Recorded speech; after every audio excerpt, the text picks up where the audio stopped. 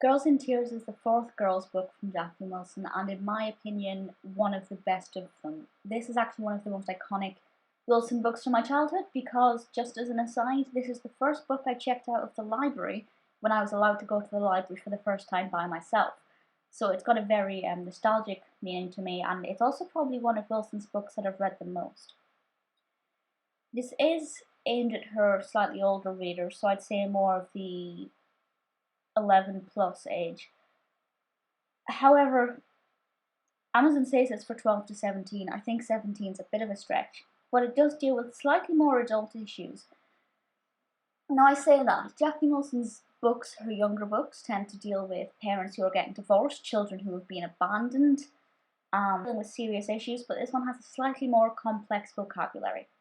And I'll read the description from Amazon, which I think will give you a pretty decent overview of the type of problems that the girls encounter. So it says, the girls are back, but they're not very happy. Ellie's glorious romance with Russell is teetering on the rocks. Magda's lost her pet and is desperately upset, though the others didn't even know she had a hamster. And Nadine is fed up with the other two lecturing her about the dangers of meeting someone from the internet in real life. She thinks the guy she's chatting to online is wonderful. That's a very interesting one to have about the internet because this was released in. Okay, so the one I'm looking at was released in 2007. That's not correct. This was released in. I have to say probably about 2000, maybe even earlier than that. Somebody can correct me. I read it in 2001, 2002. But either way, dealing with the issue of meeting somebody you don't know from the internet is pretty powerful to have done that long ago, and it's quite impressive that Jacqueline Wilson kind of jumped on that really quickly when she hasn't really done much about that since. But I think she does it well. The fact that Ellie's going through a difficult romance is something that a lot of teenage girls are going to be able to relate to, whether they're in a relationship or they're, heavily crushing on somebody, as the kids might say. And Magda losing her pet seems like a more trivial issue than the other two. Certainly not as severe as meeting somebody online. But it's still something that will affect, well, even adults.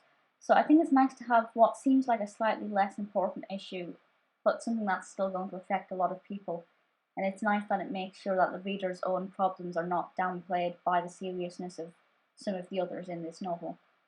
As this is the fourth one, we do know Ellie, Magna, and Nadine quite a lot by now, and we've progressed with their journey through Girls in Love, Girls Under Pressure, and Girls Out Late. So by now we do have a lot of emotions for them as readers. I mean, if you're reading the fourth book, you obviously need to like them or at least be able to put up with them to get this far, and I don't know who my favourite was. It's also worth pointing out that I never saw the TV film of, I don't know if there was a TV film of Girls in Tears. I'm sure somebody can correct me, but there definitely was for some of the other books, and I never really watched those. So for me, I don't have those actors in my mind as these characters. I just have the people that I saw in my head when I was a child, and those are still the same images that are there. And I have to say, this is a great way for their journey to progress. It's a great fourth and final book. By this point, the girls are getting a lot older. They're teetering on the edge of being adults now. And obviously, another book would kind of take it out of the children's bracket and put it into young adult fiction. It is obviously quite an emotional read. It does get quite intense in time. It's a Jacqueline Wilson book. It wouldn't be a Wilson book if there weren't some pretty nail-biting issues going on here. I think the progression is really lovely. The problems are half hard-hitting, half a bit more light-hearted. Will all of the problems resolve themselves? You'll have to read it and find out. But I thoroughly do recommend this one. Obviously, I would suggest starting with In Love, and then Under Pressure, Out Late, and then In Tears. I think my second favourite is Under Pressure, and then In Love and Out Late. I'm not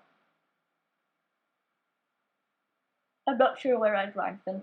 But Girls in Tears is a wonderful book. Even that cover design is just, the original cover design is so iconic and just takes me straight back to being 8, 9, 10 years old.